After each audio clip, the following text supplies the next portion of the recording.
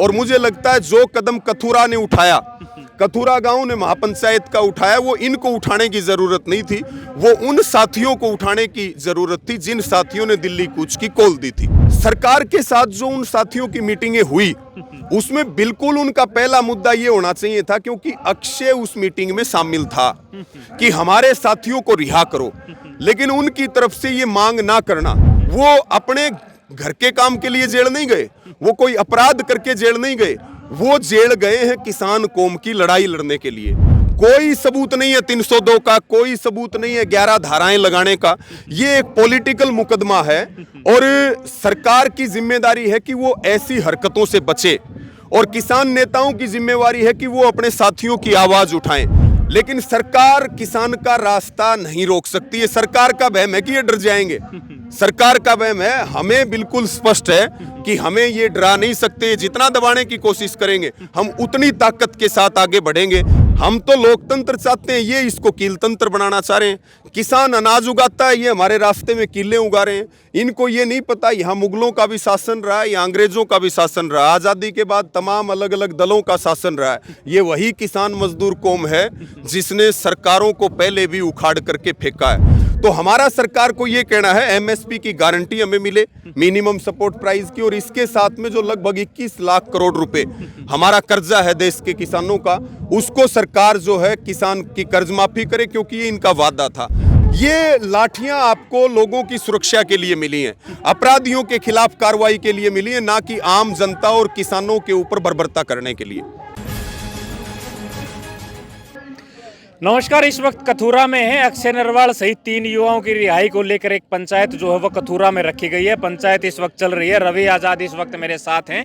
13 तारीख को जिस वक्त खनौरी बॉर्डर से दिल्ली कूच के लिए कूच करना था, उस वक्त अक्षय नरवाल सहित 3 युवाओं को गिरफ्तार कर लिया था, और उस टाइम से लगातार वो 307 की धारा सहित 1 दर्जन के करीब उनके ऊपर धाराएं हैं, और उस वक्त से लगातार जेल में है।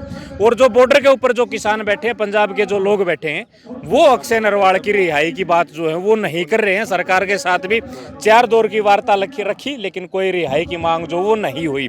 रवि भाई, मैं आपसे जानना चाहूंगा, पंजाब के लोग आंदोलन के लिए दिल्ली जा रहे थे, हरियाणा के लोग स्वागत के लिए खड़े थे, लेकिन हरियाणा के 3 युवाओं की वहां गिरफ्तारी होती है, 307 जैसी संगीन धाराएं लगती हैं, लेकिन रिहाई की मांग सरकार के साथ 4 मीटिंग हुई, कोई नहीं कर रहा, क्यों? देखिए, हमारा शुरू से इस बात का मानना था कि जब हम 3 कृषि कानूनों की वापसी के बाद दिल्ली से किसान घर वापस आया, तो पूरा संयुक्त किसान मोर्चा ये तय करके आया था कि इकट्ठे आए थे, जीत करके इकट्ठा जा रहे हैं। सरकार ने लिखित में जो समझौते किए हैं उनको सरकार नहीं मानेगी तो हम फिर दिल्ली लौट करके आएंगे, दिल्ली आने पर मजबूर होंगे। लेकिन अच्छा ये होता कि संयुक्त किसान मोर्चा के नेतृत्व में लड़ाई लड़ी जाती, सबसे सलाह मशवरा किया जाता। लेकिन कुछ संगठनों ने, मैं ये कहूंगा कि वो जल्दबाजी भरा निर्णय उन्होंने लिया, और उन्होंने ना पहले किसी से बात की और ना आंदोलन के दौरान किसी से बात की। जबकि हमने प्रयास किए, हमारे किसान नेता वहां गए, उनके साथ भी ठीक प्रकार से बॉर्डरों पे व्यवहार नहीं हुआ। जो हरियाणा के लीडर थे जिन्होंने दिल्ली कूच की कॉल दी थी, वो भी 1 हफ्ते पहले पंजाब में जाकर के बैठ गए। हरियाणा के लोगों को फिर बॉर्डर के ऊपर बुला लिया। बगैर नेतृत्व की भीड़ नुकसान उठाएगी, चाहे वो पंजाब के हो चाहे वो हरियाणा के हो। नुकसान फोर्स का हो रहा है तो भी हमारा है, और नुकसान किसान का हो रहा है तो भी हमारा है। तो हमारा ये मानना था कि सारे मिलकर के दिल्ली चलते। ये कोई हीरोगिरी का मामला नहीं है। बड़े आंदोलन हमेशा संयुक्त रूप से लड़े जाते हैं। 3 कृषि कानून इसीलिए वापिस हुए कि हम सारे एक मुट्ठी में बंद थे, लेकिन उसके बाद किसान किसान है, मुद्दे हमारे भी वही हैं, मुद्दे उनके भी वही हैं जिन संगठनों ने कॉल दी। तो हमारी मुद्दों के ऊपर पूरा समर्थन उनके साथ रहा। संयुक्त किसान मोर्चा ने उनके समर्थन में तरह तरह की कॉल, जो सरकार जुल्म ज्यादती कर रही थी, जिस तरह से आंसू गैस के गोले छोड़े गए, जिस तरह से पैलेट गन चलाई गई, जिसमें एक किसान की शहादत भी होगी, तो सरकार के साथ जो उन साथियों की मीटिंगें हुई उसमें बिल्कुल उनका पहला मुद्दा ये होना चाहिए था, क्योंकि अक्षय उस मीटिंग में शामिल था कि हमारे साथियों को रिहा करो, लेकिन उनकी तरफ से ये मांग ना करना ये मेरे समझ से बाहर है। उनको बिल्कुल मांग करनी चाहिए थी, उसके बाद सरकार के साथ टेबल टॉक करनी चाहिए थी और उनको इस मुद्दे को जोर शोर से उठाना चाहिए था, क्योंकि अक्षय नरवाल या दूसरे जो दो साथी हैं वो अपने घर के काम के लिए जेल नहीं गए, वो कोई अपराध करके जेल नहीं गए, वो जेल गए हैं किसान कौम की लड़ाई लड़ने के लिए। तो उनको निश्चित तौर पे बात करनी चाहिए थी। अगर वो बात करते तो किसानों का नेतृत्व पे भरोसा बढ़ता, लेकिन उन्होंने बात नहीं की, तो इससे भरोसा भी उठता है, आंदोलन की कमजोरी भी दिखती है, नेताओं की कमजोरी भी दिखती है। और मुझे लगता है जो कदम कथुरा ने उठाया, कथुरा गांव ने महापंचायत का उठाया, वो इनको उठाने की जरूरत नहीं थी, वो उन साथियों को उठाने की जरूरत थी जिन साथियों ने दिल्ली कूच की कॉल दी थी। रवि भाई एक बात बताइए, आपने 13 महीने वाले आंदोलन का जिक्र किया, उसमें भी आप फ्रंट में थे। क्या अक्षय नरवाल पे जिस तरह की संगीन धाराएं हैं, अगर सरकार के जब केंद्र के मंत्रियों के साथ बातचीत होती है तो क्या अक्षय नरवाल या 3 साथियों की रिहाई इतनी बड़ी चीज है कि उसके लिए कोई समिति बनेगी, जांच होगी, इतना बड़ा विषय है? नहीं, ये मुकदमा बिल्कुल फर्जी है, ये किसानों को डराने के लिए है। सरकार ने बहुत सारी चीज सरकार ऐसी करती है जिससे किसानों का मनोबल टूटे। कोई सबूत नहीं है 302 का, कोई सबूत नहीं है 11 धाराएं लगाने का। ये एक पॉलिटिकल मुकदमा है और सरकार की जिम्मेदारी है कि वो ऐसी हरकतों से बचे और किसान नेताओं की जिम्मेवारी है कि वो अपने साथियों की आवाज उठाएं, क्योंकि किसान आपकी एक आवाज पर आने के लिए तैयार है। किसान हमारी एक आवाज पे अपनी जान तक देने के लिए तैयार होता है, लेकिन किसान की सुरक्षा और उनकी सेफ्टी की जिम्मेदारी नेतृत्व की होती है, हमारी होती है। तो निश्चित तौर पे सरकार को इन तीनों साथियों को रिहा करना पड़ेगा। रिहा नहीं करना पड़ेगा तो वही अपने जेल के दरवाजे खोल लो। फिर वो केवल 3 जेल में क्यों रहेंगे, फिर हम सारे ही जेल में जाएंगे, हजारों गिरफ्तारियां देंगे, माताएं बहनें भी जाएंगी, हमारी जो है बुजुर्ग भी जाएंगे, नौजवान भी जाएंगे, यहाँ विधायक भी आ रहे हैं, पूर्व विधायक भी आ रहे हैं, सारे ही फिर जेल चलेंगे। अच्छा रवि भाई एक बात बताइए, इसके पीछे उनकी मनसा क्या है? इस तरह के मुकदमे दिखा के मतलब मनसा क्या है, क्या दर्शाना मनसा ये है कि कोई आंदोलन में जाएगा तो हम उसके खिलाफ मुकदमे दर्ज करेंगे, कोई आंदोलन में जाएगा तो उसको जेल में डाल देंगे, ताकि किसानों में ये मैसेज जाए कि भाई आंदोलन में नहीं जाना। और हम बार बार इस बात को कहते हैं, हमारे ऊपर 2 दर्जन मुकदमे दर्ज हैं, 302 का भी दर्ज है, यूएपीए का भी दर्ज है, 307 का भी दर्ज है और बार बार जेल भी गए, लेकिन सरकार किसान का रास्ता नहीं रोक सकती है। सरकार का वहम है कि ये डर जाएंगे, सरकार का वहम है, हमें बिल्कुल स्पष्ट है कि हमें ये डरा नहीं सकते। जितना दबाने की कोशिश करेंगे हम उतनी ताकत के साथ आगे बढ़ेंगे। और गहने के समान होते हैं मुकदमे, और जेल जो है वो तीर्थ स्थान के समान है। यहाँ की महापंचायत फैसला लेगी और फैसले के अनुसार हम तीनों साथियों की रिहाई के लिए मजबूती के साथ लड़ने का काम करेंगे। अच्छा रवि भाई एक बात और बताइए, आपने कहा कि जो बॉर्डर पे लोग बैठे, जो उनके आगू बैठे वो इनकी आवाज नहीं उठा रहे, उनकी क्या मनसा है कि इन लोगों की रिहाई की मांग नहीं उठा रहे वो, जबकि ये लोग मीटिंग में भी शामिल थे? देखियो, मीटिंग में भी शामिल थे और आवाज उनको उठानी चाहिए।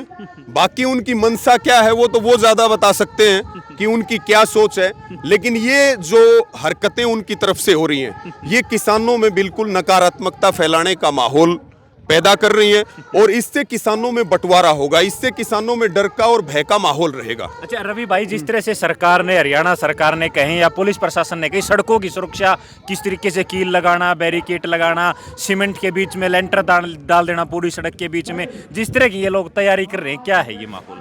देखिए, ये सिर्फ और सिर्फ ये मैसेज देना है कि किसान विलन है, किसान आतंकवादी है, ये खालिस्तानी लोग हैं, ये जनता को परेशान करने का काम करते हैं। किसानों ने कोई रोड जाम नहीं किया, हम कभी रोड जाम नहीं करते। रोड जब हम तो सांकेतिक तौर पे घंटे 2 घंटे हमने रोड जाम कर दिया। आजकल तो हम एक साइड का हाईवे जाम करते हैं, रास्ता किसान नहीं रोकता। हम तो लोकतंत्र के प्रहरी हैं, हम तो लोकतंत्र चाहते हैं, ये इसको कीलतंत्र बनाना चाह रहे हैं। किसान अनाज उगाता है, ये हमारे रास्ते में कीले उगा रहे हैं। इनको ये नहीं पता यहाँ मुगलों का भी शासन रहा है, यहाँ अंग्रेजों का भी शासन रहा, आज़ादी के बाद तमाम अलग अलग दलों का शासन रहा है। ये वही किसान मजदूर कौम है जिसने सरकारों को पहले भी उखाड़ करके फेंका है। और ये बात तो आप लिख के ले लीजिए कि खट्टर अब की बार मुख्यमंत्री नहीं बनना और हरियाणा में इनकी सरकार नहीं आनी। इनके किसान पे गोली चलेगी, किसान पे लाठी चलेगी, तो उस सरकार का नाश होगा और इनका नाश निश्चित है। अच्छा, हरियाणा की जो सरकार है वो कह रही है कि हम तो सबसे ज्यादा फसलों पे एमएसपी जो है वो देने का काम कर रहे हैं, फिर हरियाणा का किसान जो आंदोलन क्यों कर रहे हैं? नहीं, एमएसपी तो केवल 6% किसानों को मिलती है और हरियाणा के, पंजाब के भी सभी किसानों को एमएसपी नहीं मिलती। आज ये केवल 2-3 फसलों पे उस पे भी कंडीशन लगा करके पोर्टल के माध्यम से खरीद करते हैं। हम रबी और खरीफ की 23 फसलों के लिए एमएसपी गारंटी कानून की हमारी मांग है। C2+50 के फार्मूले के अनुसार हमारा मुद्दा है कि कम से कम 10 लाख करोड़ रुपए का प्रावधान होगा तो 23 फसलों का पूरे देश को एमएसपी मिलेगा। एमएसपी मांग रहे हैं हम, एमआरपी नहीं मांग रहे, मिनिमम सपोर्ट प्राइस मांग रहे हैं। हर चीज एमआरपी पे बिकती है, तो हमारा सरकार को यह कहना है एमएसपी की गारंटी हमें मिले, मिनिमम सपोर्ट प्राइस की, और इसके साथ में जो लगभग 21 लाख करोड़ रुपए हमारा कर्जा है देश के किसानों का, उसको सरकार जो है किसान की कर्ज माफी करे, क्योंकि ये इनका वादा था। मुख्यमंत्री मनोहर लाल खट्टर जो है वो ब्याज माफ कर रहे हैं, हमें ब्याज माफ नहीं करवाना, हमें कर्ज मुक्ति चाहिए किसान की।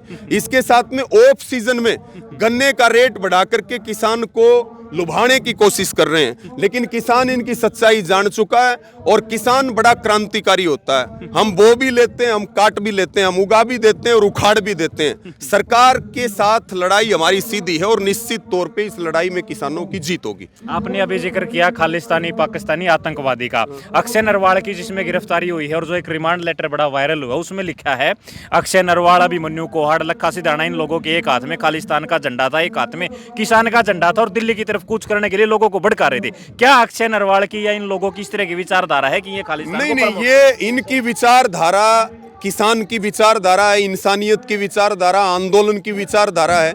ये चाहे जो कहें, आज नहीं तो कल इनका झूठ भी बाहर आएगा और ये तीनों साथी भी जेल से बाहर आएंगे और जो फर्जी मुकदमे दर्ज किए गए हैं वो भी सरकार को वापस लेने पड़ेंगे। आप देखिए बार बार हाई कोर्ट की तरफ से किस तरह से सरकार को फटकार लगाई गई है, बार बार सुप्रीम कोर्ट में आप देखिए इलेक्ट्रोल बॉन्ड का मुद्दा हो, चंडीगढ़ में मेयर के चुनाव का मुद्दा हो, सब जगह इनको झटके लग रहे हैं। ये तो खुद प्रधानमंत्री सुप्रीम कोर्ट की जो है जलालत कर रहे हैं, खुद उन्होंने, आपने देखा वो कृष्ण और सुदामा का उदाहरण दे करके उन्होंने सुप्रीम कोर्ट की का अपमान किया। हमारा तो ये मानना है कि प्रधानमंत्री के खिलाफ भी जो है सुप्रीम कोर्ट के अपमान का मुकदमा चलना चाहिए।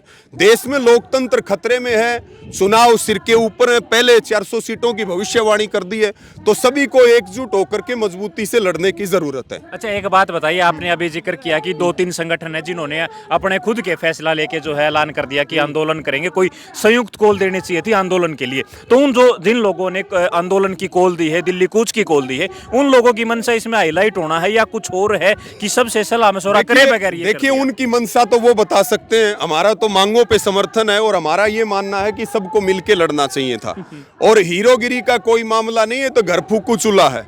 यहाँ आप हीरो बनने के लिए नहीं आए, आप यहाँ पे किसानों की लड़ाई लड़ने के लिए आए हैं, मजदूर की लड़ाई लड़ने के लिए आए हैं। हम रहें या ना रहें, लेकिन ये आंदोलन चलते रहें और लोकतंत्र बचा रहे, ये हमारे ऊपर जिम्मेवारी है और उनकी मंशा तो वो बेहतर तरीके से बता सकते हैं। हम तो जो वो हक की बात करते हैं हम किसान के साथ हैं, किसान से हम बिल्कुल दूर नहीं है और दिल्ली भी हमारे से कोई दूर नहीं है।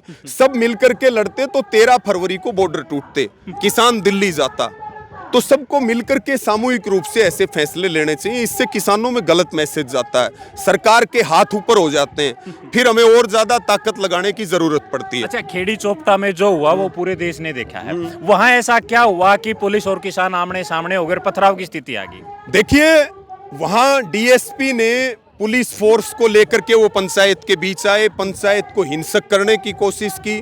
वो डीएसपी से एडिशनल एसपी का प्रमोशन चाह रहे थे, वो मुख्यमंत्री के सामने ये साबित करना चाहते थे कि मैंने खेड़ी चोपटा का धरना उठवा दिया।